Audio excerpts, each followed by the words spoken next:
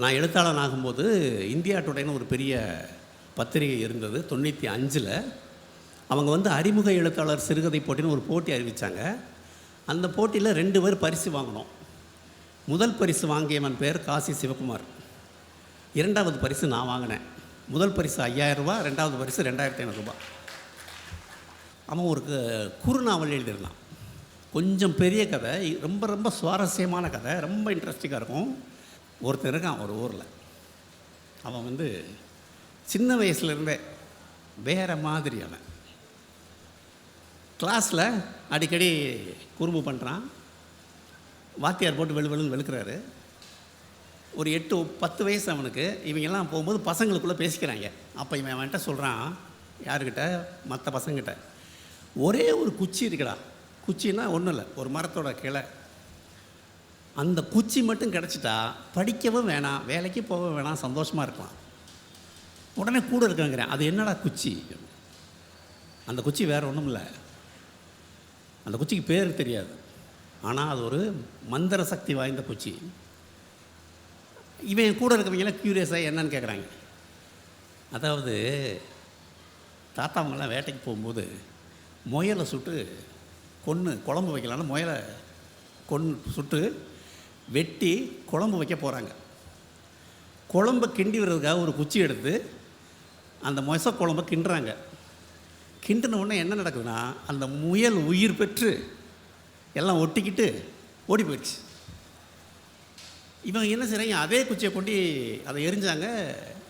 அந்த குச்சியை விட்டு ஆட்டினதுனால, அந்த குச்சியோடைய சக்தினால் செத்த முயல் பொழைச்சி உடஞ்ச எலும்பு ஒட்டி ஓடி போயிடுச்சு. இந்த குச்சி இருக்கடா நம்ம ஊரில், அந்த குச்சியை கண்டுபிடிச்சிட்டா நம்ம கோடீஸ்வரன் அப்படிங்கிறான். அந்த குச்சியை எப்படி தேடுறது? யோசிச்சு பாருங்கள். அந்த குச்சியும் முயலுங்கிறதே ஒரு பெரிய கற்பனை. அந்த குச்சியை எப்படி நம்ம கண்டுபிடிக்கணும்னா ரொம்ப சிம்பிள். என்னது? செம்போத்துன்னு ஒரு பறவை இருக்குது, தெரியுமா? செம்போத்துன்னு ஒரு பறவை இருக்குது. அந்த பறவையோட கூட கண்டுபிடிக்கணும். அது முட்டை வச்சு குஞ்சு பொரிச்சிருக்கணும். அந்த குஞ்சை வந்து காலை வந்து கம்பியில் கட்டி போட்டுருணும். கட்டி போட்டுட்டா அம்மா செம்போத்து வரும்ல, ஐயோ என்னடா புள்ள காலில் குச்சி கம்பி கட்டியிருக்கேன்ட்டு அந்த பறவை பறந்து போய் அந்த குச்சியை எடுத்துகிட்டு வரும். ஏன்னா அந்த பறவைக்கு தெரியும் அந்த குச்சி எதுன்னு. அது கொண்டாந்து அந்த கூட்டில் போட்ட உடனே அந்த கட்டி வச்ச கம்பியை அருந்துக்கிறோம். நம்ம போய் அந்த குச்சியை எடுத்துடலாம். அவன் அடுத்த ஒரு கேள்வி கேட்குறான். கற்பனை எப்படி டெவலப் ஆகுது பாருங்க. அவன் கேட்குறான், சரி கூட்டில் நிறைய குச்சி இருக்கும், இந்த குச்சியை எப்படி கண்டுபிடிக்கிறது? அது ரொம்ப சிம்பிள்றான். அந்த கூட்டை தண்ணியில் போட்டால் இந்த குச்சி மட்டும் ஆற்றுல எதிர்த்தாப்பில் போகுமா. எது? மேற்படி குச்சி. இதை இவங்க சொல்லினோடனே இவங்க உற்சாகமாகி அந்த குச்சியை தேடி கிளம்பிட்டாங்க. நான் வைகடம் போன மாதிரி 2 நாள் வீட்டுக்கு வரல. ஸ்கூலே தேடுது. கண்டுபிடிச்சி வச்சு வெளுன்னு வெளுத்துட்டாங்க. என்னடா குச்சியை தேடி போகிறேன்னு. அவன் ஊரை விட்டு ஓடிட்டான். யார்? இந்த பையன். இந்த பையனுக்கு ஏதாவது ஒரு பேர் வச்சுக்கலாம், ராஜான்னு வச்சுக்கலாம். இந்த ராஜா ஊரை விட்டு ஓடிட்டான். ஓடுனவன் 20 வருஷம் கழித்து இளைஞனாக வர்றான். வந்தால் குச்சி சொன்ன அதே கற்பனையோடு வரான்.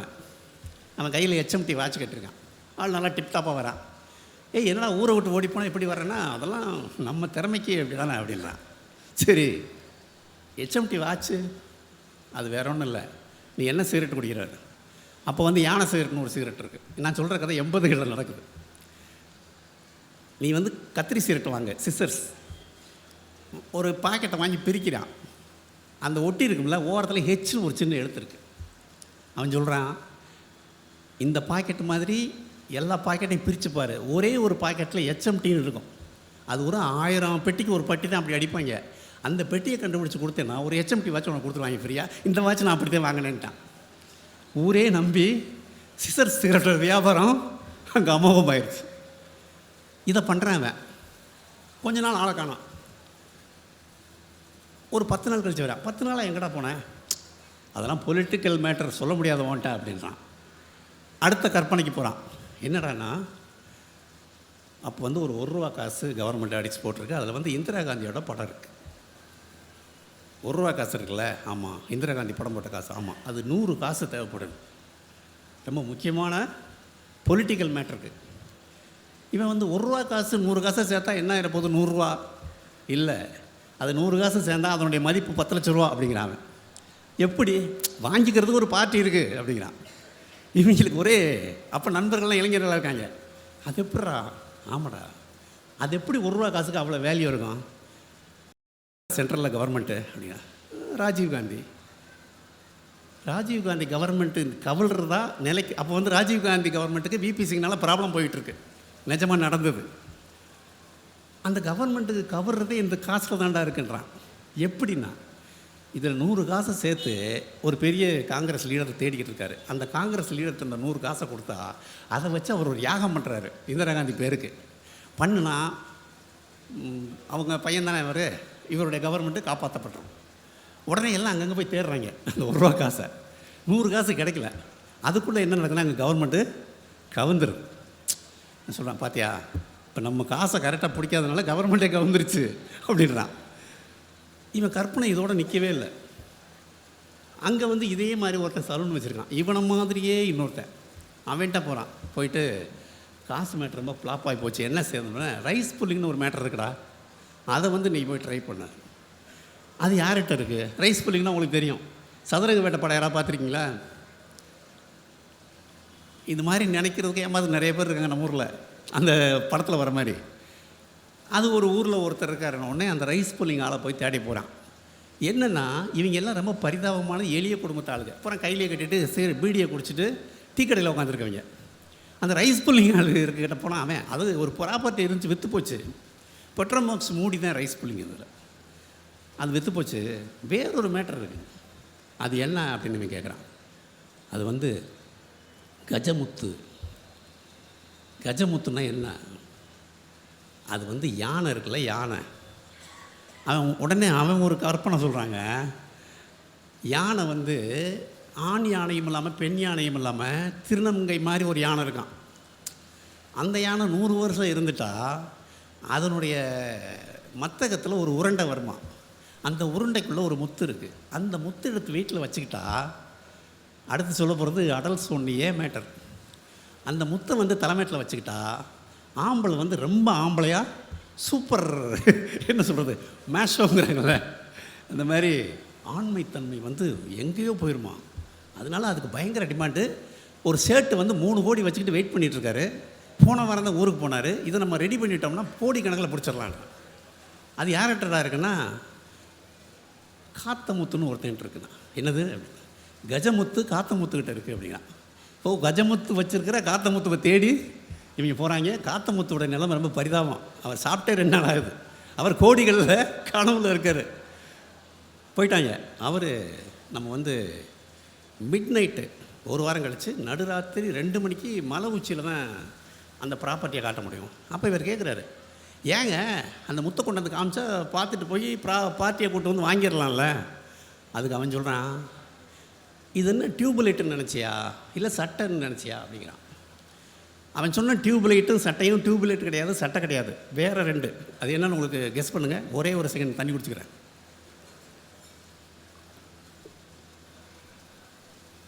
டியூப்லைட்னா என்னென்னு கெஸ் பண்ண முடியுதா? டியூப்லைட்னா யானை தந்தமா, சட்டைனா மான் தோல் அல்லது புலித்தோல். எல்லாம் கோடு வேடில் இயங்குது ஒரு உலகம். அது கஜமுத்துலாம் ரொம்ப அதை விட பெரிய ஐட்டம். அதை நீங்கள் வந்து அன்றைக்கி நைட்டு தான் பார்க்கணும். சரி ஓகேன்னு வெயிட் பண்ணுறாங்க. அந்த ஒரு வாரம் கழித்து நைட்டு மிட் நைட்டில் போய் உட்காந்துருக்காங்க. சம்மந்தப்பட்ட ஆள் வரல. ஏன் வரலன்னு தெரியலை. இவன் வந்து கஜமுத்து வாங்குறதுக்கு ஒரு ஆள் வேணும்ல, அதுக்கு ஒரு ஆளை தேடி போகிறான். அவர் யாருன்னா இந்த ஆண்மை குறைவுக்காக பல லட்சங்களை செலவு பண்ணிகிட்ருக்கார். அவர் தங்க பஸ்மா வாங்கி சாப்பிட்றாரு. இவன் போகும்போது என்ன பண்ணுறாரு, குருவி இருக்குல்ல புறா, அதில் மணிப்புறாவாக பிடிச்சி பொறிச்சு தின்னுக்கிட்டு இருக்காரு. எதுக்குங்க அப்படின்னு கேட்டால், மணிப்புறாவோட கால் இருக்குல்ல பாதம், அதை சாப்பிட்டா வறுத்து பொடி பண்ணி சாப்பிட்டா ரொம்ப பெரிய சூப்பர் மேல் ஆயிடலாம், பேராண்மை மிக்கவன் ஆயிடலான்றார் அவர். சரி வேறு என்ன செய்கிறீங்க? அரண்னு ஒன்று இருக்குது தெரியுமா, பாம்பராணின்னு சொல்லுவாங்க. ஓனான் மாதிரி நீளமாக இருக்கும். ஒரு வைத்தியம் வந்து அவர்கிட்ட சொல்லியிருக்கான், அந்த அரணை இருக்குல்ல அதை சாப்பிட்டீங்கன்னா உங்களுக்கு வந்து எல்லாம் சரியாயிரும்னா அவர் என்ன பண்ணுறாரு, அதுக்கு ஒரு பக்குவம் சொல்கிறார். அந்த அரணையை கொன்று சாணியில் உருண்டு பிடிச்சி வச்சிடணுமா. அது நல்லா காஞ்சு ட்ரை ஆன உடனே அதை எரித்து அந்த சாம்பலை கரைச்சி டெய்லி குடிக்கணுமா. இதை மாதிரி அவர் பல அரணைகளை தின்றுருக்கார் அவர். ஸோ லட்சங்கள் கொடுக்கறதுக்கு ரெடியாக இருக்கார். என்ன பண்ணுறாரு, சரி பொருளை கொண்டாந்து காட்ட வைக்கிறார்.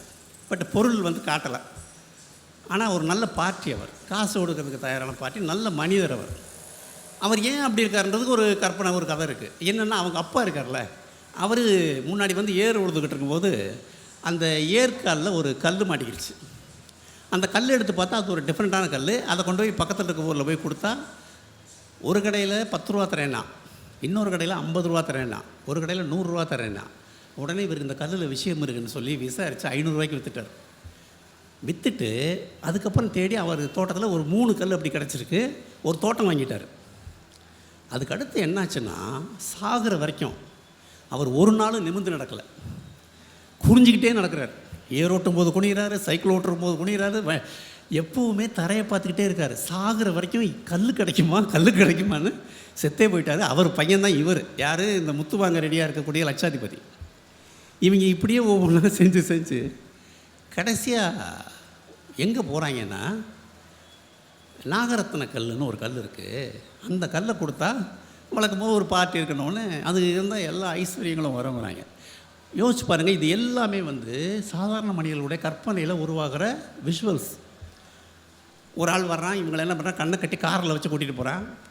ஒரு இருட்டு ரூமில் போய் உட்கார வைக்கிறான், கண்ணை அவுக்குறான். ஒரு மணி நேரம் கண்ணு கட்டினதுனால ஒரு மாதிரி மசன்னு தெரியுது.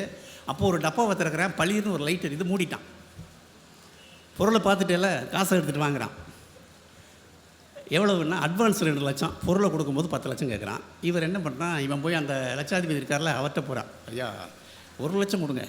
இவன் கூட இருக்க கூட்டாளி என்ன பண்ணுறான், அவன் 1 லட்சத்துக்கு ஊரெலாம் கடை வாங்குறான். கடை வாங்கி 2 லட்சத்தை தேத்திட்டு ஒரு இடத்துல போயிருக்காங்க.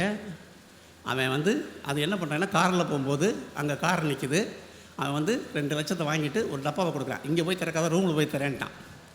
இவங்க போய் ரூமில் போய் திறந்தால் ஒன்றுமே இல்லை.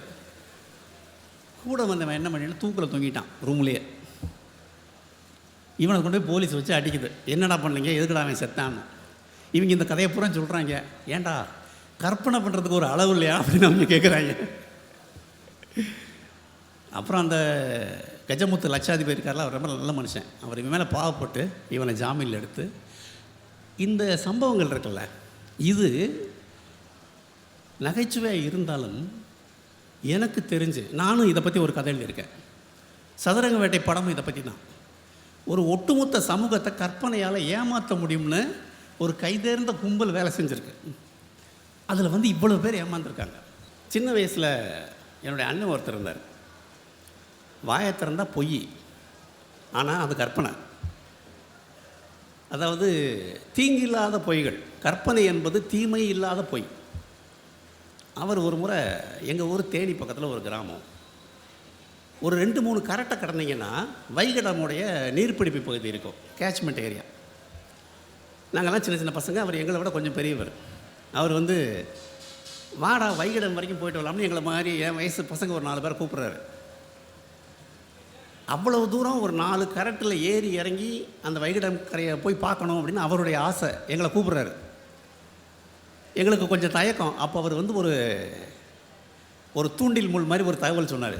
என்ன சொன்னார்னா, நம்ம தாண்டி போகிறோம்லடா, அந்த வைகடம் ஆரம்பிக்குதுல்ல, அந்த இடத்துல ஒரு பாட்டி பணியாரம் சுட்டுட்ருக்கா. அந்த பணியாரம் டேஸ்ட்டு ஒரு தடவை சாப்பிட்டேன்னா 1 வாரத்துக்கு உன் வாயில் இருக்கும். அதை சாப்பிட்டா நீ சண்டையில் யாரை வேணால் ஜெயிச்சிடலாம் அப்படின்னாரு. ஒரு 7 வயசு 8 வயசு பையனுக்கு இது ஒரு எவ்வளோ பெரிய கவர்ச்சியான ஒரு ஆஃபர் இது. சரி போய் அந்த பணியாரத்தை சாப்பிட்ணுன்ட்டு கூட போயிட்டோம். அவர் போகிற வழியெல்லாம் இந்த மாதிரி பில்டப் கொடுத்துட்டே வராரு. அங்கே பாம்பு இருக்குங்கிறாரு, அங்கே நரி இருக்குங்கிறாரு. அதெல்லாம் கரடு செடிகளாக இருக்குது. ரொம்ப கஷ்டப்பட்டு ஒரு 2-3 கரெக்டாக கடந்து போயிட்டோம். போனால் அங்கே வெறும் தண்ணி மட்டும்தான் இருக்குது. அந்த மீனை பிடிக்கிறதுக்கு ஒரு இது மாதிரி இருக்குது, தெப்பை மாதிரி. கிளவியும் இல்லை, கடையும் இல்லை, பணியாரமும் இல்லை. ஏன்னு பொய் சொல்லி கூப்பிட்டு வந்தேன்னா, அப்போ தானே நீ வருவ அப்படின்னு சொல்கிறாரு. ஆனால் அவர் ஏன் இந்த கதையை சொன்னார், அவர்கிட்ட எப்படி இந்த கற்பனை அவருக்கு வந்துச்சுன்னு நான் யோசித்து பார்த்தேன். இப்போ அவங்க பாட்டி இருக்குல்ல, அது பணியாரம் சொல்லும். அப்புறம் நிலாவில் ஒரு பாட்டி பணியாரம் சொல்லுதுன்னு நம்ம எல்லாருக்கும் கதை இருக்குது. அப்போ இவர் இதையும் அதையும் கனெக்ட் பண்ணுறாரு. கனெக்ட் பண்ணி நிலாவில் இருந்த பாட்டியை எங்கே கொண்டு வைக்கிறாரு? வைகடம் கரையில் வச்சு என்னை ஒரு கதையை சொல்லி கூட்டிகிட்டு போயிட்டார். அது ஒரு நல்ல அனுபவம். ஆனால் அந்த கற்பனை இருக்குல்ல, அந்த கற்பனை வந்து எனக்கு ரொம்ப பிடிச்சிருந்துச்சு. அவர் ஒரு எழுத்தாளர் தான் அப்போ, ஆனால் அவர் வந்து எழுத்தாளராக மாறலை. நிறைய விஷயங்களை நான் பார்ப்பேன் லைஃப்பில். நான் நிறைய கதைகள் எழுதியிருக்கேன். பார்க்கிற உண்மையில் ஒரு குறிப்பிட்ட சதவிகிதம் கற்பனையை கலந்து தான் ஒரு இலக்கியத்தை நம்ம படைக்க முடியும். சில சமயம் நம்ம பார்க்குற விஷயங்கள் இருக்குல்ல, கற்பனையே தேவைப்படாது, அதுவே ஒரு கதையாக இருக்கும். அந்த மாதிரி எனக்கு ஒரு சம்பவம் நடந்திருக்கு. அந்த சம்பவத்தை நான் கதையாக எழுதணும்னு யோசிச்சுட்டு அப்புறம் இதை கதையாக எழுதவே வேண்டாம், இதுவே ஒரு கதை தான் அப்படின்னு தோணுச்சு எனக்கு. பெங்களூரில் அல்சூர்னு ஒரு இடம், என்னுடைய தங்கை அங்கே இருந்துச்சு. அவங்கள பார்க்குறதுக்காக நான் பெங்களூர் போயிருக்கேன். அப்போ நான் ஆனந்த விகடன் பத்திரிகையில் உதவி ஆசிரியராக இருக்கேன். ஒரு அசைன்மெண்ட்டுக்காக போயிருக்கேன். அங்கே ஒரு அல்சூர்னு ஒரு லேக் இருக்குது, ஒரு ஏரி. அந்த ஏரியில் ஒரு அம்மா மக்காச்சோளம் சுட்டு விற்றுட்டுருக்கு. நான் சும்மா போய் ஒரு சாயங்காலம் வாக்கிங் போயிட்டு அவங்ககிட்ட மக்காச்சோளம் வாங்கி சாப்பிட்றேன். சாப்பிடும்போது அந்த அம்மா கிட்ட கேஷுவலாக பத்திரிகையில் வேலை செய்கிறோம்ல, ஸோ மனிதர்களோட அப்புறம் எழுத்தாளர் வேறு, ஸோ சமூகத்தை நம்ம பார்க்கணும், அவங்கள்ட்ட பேச ஆரம்பிச்சு. இது என்னம்மா அவங்களுக்கு ஒரு நாளைக்கு எவ்வளோ கிடைக்கும் அப்படின்னா, சொல்லுது ரொம்ப கஷ்டமான வேலை, ஒரு மக்காச்சோளம் விற்றா 50 பைசா கிடைக்கும், நாள் முழுக்க விற்கிறேன் அப்படின்னு அவங்க கஷ்டத்தை சொல்லிகிட்டு இருக்காங்க. சொல்லிகிட்டு இருக்கும்போது ஒரு ஆள் சைக்கிளில் வந்தான். அவன் வரும்போதே என்னை முறைச்சி பார்த்துட்டு வந்தான். அப்போ நான் இளைஞன் ரொம்ப. அந்த அம்மாவோட நான் சகஜமாக பேசி அது என்கிட்ட சிரித்த உடனே அவன், அது தமிழ் பேசுது அந்த அம்மா, அது ஏதோ சேலம் பக்கத்தில் ஒரு ஊர். அவன் என்னை ரொம்ப சந்தேக பார்வையோடு பார்த்துட்டு வரான். யாரா அவன் நம்ம பொண்டாட்டியோட பேசிகிட்டு இருக்கான் அப்படின்ற மாதிரி வந்து என்னை முறைச்சி பார்த்துட்டு நேராக ஒய்ஃப்கிட்ட போனான். போயிட்டு ஏதோ கேட்டான், அதட்டெல்லாம் ஏதோ பேசினான் கன்னடத்தில். அந்தம்மா உடனே அந்த மக்காச்சோள இதிலேருந்து அந்த சாக்கிலேருந்து கொஞ்சம் காசு எடுத்து அவன் கையில் கொடுக்குது. ஒரு கட்டு ஒரு கணிசமான ஒரு 3000-5000 ரூபா இருக்குன்னு வச்சுங்க. அது இது நான் சொல்கிறது 98. அவன் வாங்கிட்டு கிளம்பி போயிட்டான். நான் கிளம்பி போட்டோன்னே என்னன்னு கேட்டேன். இவர் யாருன்னா என் வீட்டுக்காரருங்க, சென்னையில் வேலை பார்க்குறாரு, அங்கே வாட்ச்மேனாக இருக்கார். இப்போ வந்து அந்த கட்டடத்துலேயே ஒரு இடத்துல தங்கியிருக்காரு. தனியாக வீடு பார்க்கணும், ஒரு ரூம் பார்க்கணுங்கிறாரு. அட்வான்ஸுக்கு விற்ற காசுலேருந்து சேமித்த தொகையை நான் அவருக்கு கொடுக்குறேன் அப்படின்ட்டு நான் போயிட்டேன். அடுத்த நாள் பகல் ட்ரெயினில் சென்னைக்கு நான் வரேன்.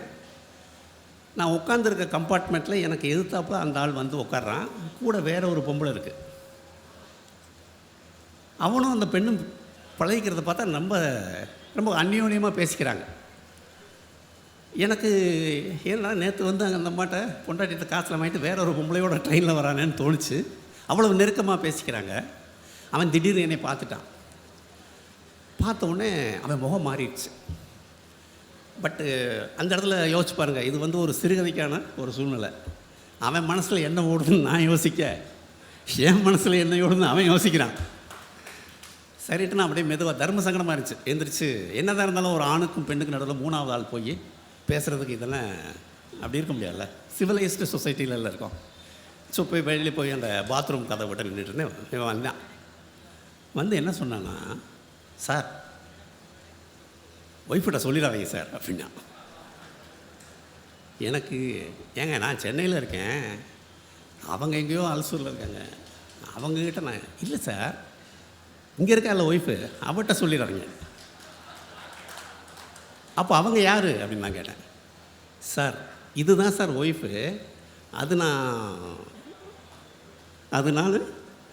அதுக்கு என்ன வார்த்தை வேணால் சொல்லிக்கலாம், சேர்த்துக்கிட்டது சார். எனக்கு வந்து முதல் உணர்வு, ஒரு ரைட்டராக அதை பார்க்குறோம்ல, முதல் உணர்வு என்னென்னா சிரிப்பு வந்துருச்சு. ஆனால் ஒரு வினாடியில் அந்த சிரிப்பு பெரிய வருத்தமாக மாறிச்சு எனக்கு.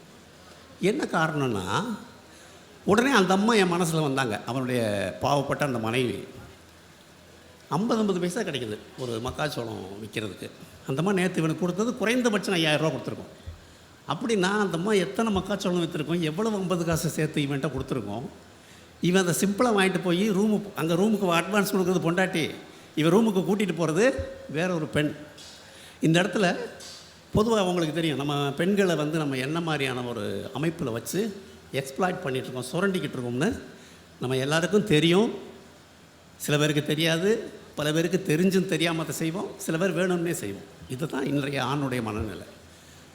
அந்த பெண்ணுடைய மனநிலை யோசிச்சு பார்த்தேன். அவ்வளோ கஷ்டப்பட்டு அந்த பெண் வந்து இவனை நம்புகிறா, பணத்தை கொடுக்குறா, உடல் பணம் ஆவி எல்லாத்தையும் கொடுத்து ஒருத்தனை நம்பும்போது அவன் எவ்வளோ பெரிய ஒரு அயோக்கியத்தனத்தை செய்கிறான் அப்படின்றது இருக்குல்ல. இது என்னை ரொம்ப ரொம்ப தொந்தரவு பண்ணிச்சு. பொதுவாக இதை ஒரு கதையாக எழுதிடலாம் கற்பனையை சேர்த்து, ஆனால் இதில் கற்பனைக்கே இடம் இல்லை, சுத்தமாக கற்பனையே தேவையில்லை. இவன் பண்ணிகிட்டு இருக்கிறது வந்து இவன் ஒரு ஆண் வந்து உதாரணமாக என் முன்னாடி வந்து உக்காந்துட்டான். சமூகத்தை பல ஆண்கள் அப்படி இருக்காங்கன்னு தெரியும், பத்திரிகைகள் இருக்கும்போது நமக்கு தெரியும். வீட்டுக்கு வேலைக்கு வர பெண்கள் பேசுவாங்க. பெரும்பாலான பெண்கள், வீட்டு வேலைக்கு வர பெண்கள் சென்னையில் கணவன் குடிகாரனாக இருப்பான். குடும்ப பாரத்தை கல்யாணம் பண்ண டப்புன்னு ஒரு 2 குழந்தைய பெற்றுருவாங்க. அதுக்கப்புறம் அவன் வேலைக்கு போக மாட்டான். இது முடிஞ்சவொடனே வேலைக்கு போக மாட்டான். இந்த பெண்ணுக்கு ஒரு கமிட்மெண்ட் வந்து இவங்க வந்து வீட்டு வேலை செய்கிறது, குழந்தைய வளர்க்குறது, அப்படி வாழ்க்கை வேறு மாதிரி ஆகிறத பார்க்குறோம். இதெல்லாம் எழுதணும்னு தோணிக்கிட்டே இருக்கும், தொந்தரவு பண்ணிக்கிட்டே இருக்கும். சில சமயம் கற்பனை நிஜத்தை விட கொடூரமாக இருக்கும். நிஜம் வந்து கற்பனை விட கொடூரமாக இருக்குன்றது வந்து அந்த இடத்துல ஒரு எழுத்தாளனே வந்து தன்னை மறுபரிசீலனை செய்கிறான். இது என்ன சொசைட்டியில் வாழ்கிறோம், இந்த ஆண்கள் ஏன் இப்படி ஆகுறாங்க, நம்ம இவ்வளோ நாள் கல்வி கற்று இந்த இடத்துக்கு எப்படி வந்தோன்ற கேள்வியெல்லாம் டிஸ்டர்ப் பண்ணிக்கிட்டே இருக்கும். பள்ளிக்கூடத்தில் உட்காந்து மலையவே பார்த்துட்டு இருந்த கீரா வந்து புதுச்சேரி யூனிவர்சிட்டியில் ஒரு டிபார்ட்மெண்ட்டோட ஹெச்ஓடி ஆகிட்டார். யோசிச்சு பாருங்கள். ஒரு துறையின் தலைவராக, நாட்டுப்புறவியலுடைய துறை தலைவராக புதுச்சேரி பல்கலைக்கழகமும் அரசும் அவரை கூப்பிட்டு விருது வேலை கொடுத்தாங்க. அந்த பணியில் இருந்தார் அவர். அந்த பணியை வந்து அவர் டிகிரி படித்து வாங்கலை, டாக்டரேட் படித்து வாங்கலை. எது அவரை வாங்க வச்சுச்சுன்னா அவருடைய கற்பனை. கற்பனை மட்டும் இல்லைன்னா நம்ம வாழ்க்கையில் எந்த வித சுவாரஸ்யமும் இருக்காது. நம்முடைய கலைகள் கிடையாது, நம்முடைய இலக்கியம் கிடையாது, நம்முடைய சினிமா கிடையாது, நம்முடைய அன்றாட நடவடிக்கைகளே கிடையாது, இல்லையா? இங்கே உட்காந்துருக்க எல்லார் மனதிலும் இப்போ ஏதாவது ஒரு கற்பனை உருவாக்கிட்டு தான் இருக்கும். மழை நின்றுச்சு, கிளம்பலாமா வேணாமா, போகிற வழியில் மதுரையில் எப்பயுமே இப்படி தான் வந்து பழக்கம் தமுக்கிறதுக்கு, இன்றைக்கி வேறு எங்கேயோ நான் போயிட்டு வந்தேன். நான் கற்பனையே செய்யாத பல பகுதிகள் வழியாக அதை ட்ராவல் பண்ணி தான் நான் வந்து தமுக்கத்துக்கு வர வேண்டியிருந்துச்சு. எனக்கு மனசில் கற்பனை ஒன்று இருக்குது, அந்த கற்பனை சமயத்தில் தவறாக போகுது. ஆனால் கற்பனைகள் எல்லாம் வந்து காகிதங்களில் உருமாறி இப்படிப்பட்ட புத்தக கண்காட்சியில் உங்கள் பார்வைக்கு இருக்குது. புத்தகங்கள் இருக்கு இல்லையா, அதை எழுத ஒரு எழுத்தாளன் உட்கார்றான்ல, அவன் ஒரு விஷயம் பார்த்துருப்பான், ஆனால் அவனுடைய கற்பனை தான் அதை எழுத்தாக மாற்றுது. கருணாகரன் சார் பேசும்போது ஒரு நல்ல விஷயம் சொன்னார். நீங்கள் ஃபோனுக்கு அடிக்ட் ஆகக்கூடாது, ஏன்னா விஷுவலாக நீங்கள் பார்க்குற ஒரு விஷயம் உங்கள்கிட்டருந்து ஒரு விஷயத்தை ஊனப்படுத்துது. அது என்ன விஷயத்தை உங்கள்கிட்டருந்து உங்களை எங்கே அது ஹேண்டிகேப் ஆகுதுன்னா உங்களுடைய கற்பனை திறனை அது ஹேண்டிகேப் ஆகுது. நான் ஒரு கதை படிக்கிறேன். ஒரு கிராமம், அந்த கிராமத்தில் எப்போயாவது ஒரு டவுன் பஸ் வரும். அந்த பஸ்ஸு நிற்கிற இடத்துல ஒரு 4 டீ கடை இருக்கும், ஒரு கோயில் இருக்கும், ஒரு சலூன் இருக்கும் அப்படின்னு ஒரு கதை படிக்கிறேன்னா என் மனதில் ஒரு கிராமம் உருவாகுது. கற்பனையாக ஒரு பஸ் ஸ்டாண்டு உருவாகுது, 4 கடை உருவாகுது, ஒரு டீ கடை உருவாகுது, இல்லையா? பொன்னியின் செல்வனில் வந்தியத்தேவன் குதிரையில் ஏறி வீராணம் ஏரிக்கரை ஓரத்தில் வர்றான் அப்படின்னு நம்ம பொன்னியின் செல்வன் கதையில் படிக்கிறோம். முதல் அத்தியாயத்தில் படிக்கிற எல்லாருக்கும் பொன்னியின் செல்வனுடைய அந்த குதிரை பயணம் மனசில் ஓடும். ஒருத்தர் அதை வெள்ளை குதிரையாக நினைப்பீங்க, ஒருத்தர் அதை கருப்பு குதிரையாக நினைப்பீங்க. உங்கள் மனதில் ஒரு ஏரிக்கரை இருக்கும். அந்த ஏரிக்கரை அநேகமாக நீங்கள் பார்த்த மதுரையோட வண்டியூர் கண்மா ஏரிக்கரையாக இருக்கலாம், அல்லது வேறு ஏதோ பழங்கணத்தில் இருக்கக்கூடிய ஒரு ஏரியா இருக்கலாம். உங்கள் மனதில் ஒரு ஏரி இருக்கும். கல்கி ஒரு ஏரி எழுதியிருப்பார். இதை ரெண்டையும் சேர்த்து நீங்கள் ஒரு கற்பனை உலகத்துக்குள்ளே பிரவேசிக்கிறீங்க. இது எழுத்தும் வாசிப்பும் உங்களுக்கு கொடுக்கக்கூடிய ஒரு கொடை. விஷுவல் மீடியா என்ன செய்யுதுன்னா அதை வெட்டுது. கார்த்தி வந்து ஒரு குதிரையில் வர்றாரு. அந்த குதிரை என்ன கலர்னு யாருக்காவது தெரியுமா? படம் டார்க் ப்ரௌனில் வருதா, ஒரு மாதிரி. அந்த குதிரை பேர் கருப்பி. அந்த குதிரைக்கு அவர் பேரும் வச்சிடுறாரு, செக்கப்பின்னு பாடுவார். ஸோ ஒரு விதமான ப்ரௌனிஷான ஒரு குதிரை. இங்கே உங்கள் குதிரை இல்லை அது. அந்த குதிரை ப்ரொடியூசர் அனுப்பின குதிரை, டைரக்டர் கொடுத்த குதிரை, ஹீரோ ஏறி வந்த குதிரை. என்னுடைய குதிரை அது என் கற்பனையில் மட்டும்தான் இருக்க முடியும் இல்லையா? ஸோ எவ்வளவு தூரம் இந்த கற்பனைங்கிறது உங்களை கொண்டு போய் சேர்த்துக்கிட்டே இருக்கு.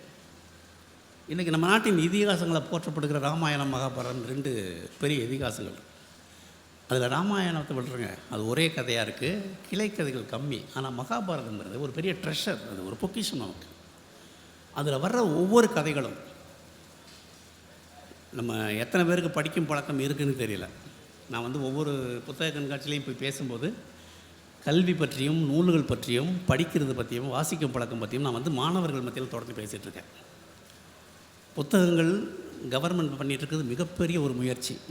இப்படியெல்லாம் புத்தகங்களை கொண்டாந்து வச்சு இப்படி கூட்டி இப்படி பேச வச்சு, கற்றலில் கேட்டல் நன்றுன்னு சொல்லியிருக்காங்க. கற்பதற்கான ஒரு ஏரியாவையும் கேட்பதற்கான ஒரு ஏரியாவையும் வச்சு உங்களெல்லாம் சேர்க்கறதுக்கு கவர்மெண்ட் வந்து முன்முயற்சி இவ்வளோ பண்ணுது. இது எப்போ வெற்றி அடையும், முழு வெற்றி அடையும்னா நம்ம எல்லோரும் படிக்கிறது. பட் என்ன ப்ராப்ளம்னா, நம்முடைய கற்பனை திறன் குறைஞ்சு போயிடுமோ அப்படிங்கிற கவலை வந்துட்டுருக்கு. மொபைல் மட்டுமல்ல, ஏஐ அப்படின்னு ஒன்று இப்போ அடுத்து லான்ச் ஆயிருக்கு. இது எல்லாமே உங்கள் இமேஜினேஷனை கட் பண்ணும். முந்தின நாள் வந்து ஒரு அறிவியல் அறிஞர் பேசும்போது சொன்னாங்க, கூகுள் மேப்புன்னு ஒன்று வந்து ஒரு பெரிய வரப்பிரசாதம். ஆனால் கூகுள் மேப் வந்தால் நம்ம வந்து இடத்த கண்டுபிடிச்சி போயிடுறோம். ஆனால் எதை மிஸ் பண்ணுறோம்னா, வழி கேட்குறதுக்கு ஒரு 3வது மனிதன்ட்ட பேசக்கூடிய அந்த அணுகுமுறை மிஸ் ஆகும். நம்ம சமூகத்தோடு இணைந்து வாழுகிறவங்க தான் நம்ம.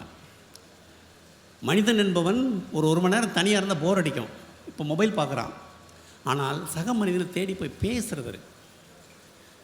வீடுகள் தோறும் திண்ணைகள் இருந்த மரபு நம்மளோடது. எவனாவது தெருவில் போகிறவன், ஏதாவது ஐஸ் விற்கிறவன், பலூன் விற்கிறவன்லாம் வந்து நம்ம திண்ணையில் உட்காந்து நம்ம கூட பேசுவான். அவன் யாருன்னே தெரியாது. அவன் கதையை பூரா இவங்ககிட்ட சொல்லுவான், இவங்க பிரச்சனையெல்லாம் அவன்கிட்ட சொல்லுவாங்க. என் சின்ன வயசில் வளையல் விற்கிறதுக்கு ஒருத்தர் வருவார். அவர் வந்து வளையலை பிரித்து வச்சு உட்காந்து அந்த தெரு பொம்பளையை பூரா அவர் கூட உட்காந்து ஆளுக்கு ஒரு வளைவியை வாங்கி, நாள் முழுக்க ஒரு வளைவை தான் வாங்குவாங்க. அவர் பேசுவார், அவருக்கு மோர் கொடுப்பாங்க, காப்பி கொடுப்பாங்க, சாப்பாடெல்லாம் போடுவாங்க.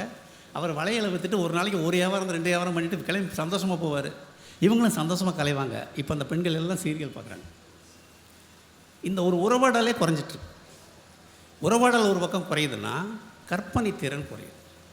மாணவர்கள்கிட்ட பொய் எங்கே துவங்குதுன்னா, ஒரு பள்ளி மாணவன் லீவு கேட்கும்போது தான் அவனுடைய கற்பனை வந்து ஆரம்பிக்குது. காய்ச்சல் அடிக்குது, வயிற்று வலிக்குது, வேர்க்குது, பாட்டி செத்து போச்சுன்னு ஏதாவது ஒரு காரணம் சொல்லுவாங்க. க்ரியேட்டிவிட்டி அங்கே தான் ஸ்டார்ட் ஆகுது. இப்போ என்னென்னா, லீவு லெட்டரே வந்து அவன் என்ன பண்ணிடுறான், ChatGPTயில் பண்ணிடுறான். அது வந்து வினோதமான காரணங்கள்லாம் சொல்லிடுது ChatGPT. ஒரு அசைன்மெண்ட் கொடுத்து ஒரு புத்தகத்தை பற்றி எழுது, அது ஒரு செய்தியை பற்றி சொல்லு அப்படின்னு சொன்னால் அவன் என்ன பண்ணுறான், செயலியை நாடுறான். ஐயா பேசணும், அதனால் நான் விரைவாக முடிச்சிடறேன் ஒரே நிமிஷத்தில். ஸோ இப்படி விஞ்ஞான சாதனைகள் நம்முடைய கற்பனை திறனை மழுங்கடிக்கக்கூடிய ஒரு சூழல். ஆனால் கற்பனை தான் நியூட்டன் புவியீர்ப்பு விசையை கண்டுபிடிச்சதுக்கு அடிப்படை கற்பனை தான். கணித மேதை ராமானுஜம் வந்து இன்றைக்கும் பயன்படுத்தக்கூடிய கணித சூத்திரங்களை கண்டுபிடிச்சது கற்பனை அடிப்படையில் தான். இப்போது கண்ணதாசன் பாட்டுக்கும்ல, பறவையை கண்டான் விமானம் படைத்தான், அந்த மாதிரி ஒவ்வொன்றையும் பார்த்து இமேஜின் பண்ணி தான் சொசைட்டி இந்த இடத்துக்கு வந்திருக்கு. ஆனால் இப்போ கற்பனையை குறுக்குகிற இடத்துல நம்ம நிற்கிறோம். கற்பனையை விரிக்கணும்னா நீங்கள் பண்ண வேண்டிய காரியம் வாசிக்கிறது, புத்தகங்கள் வாசிக்கிறதுங்க, இலக்கியம் வாசிக்கிறது, கதை வாசிக்கிறது. ஸோ அந்த புள்ளியை நோக்கி நம்ம நகரணும், எல்லோரும் வாசிக்கணும். முக்கியமாக உங்கள் வீட்டில் இருக்க குழந்தைகளை குறைந்தபட்சம் செய்தித்தாள்கள் படிக்க சொல்லுங்கள், வாரம் ஒரு சிறுகதை படிக்க சொல்லுங்கள், வாசிப்புக்கு அவங்கள பரிச்சயப்படுத்துங்க. அந்த ருசி என்னன்னே தெரியாத ஒரு தலைமுறையை உருவாக்கி வச்சுருக்கோம், அந்த ருசியை அவங்களுக்கு அறிமுகப்படுத்துங்க அப்படின்னு சொல்லிக்கிறேன். இது என்னுடைய வேண்டுகோள். அடுத்து ஐயா பேசணும். பொறுமையாக கேட்ட எல்லோருக்கும் என்னுடைய மனமார்ந்த நன்றி. தேங்க்யூ.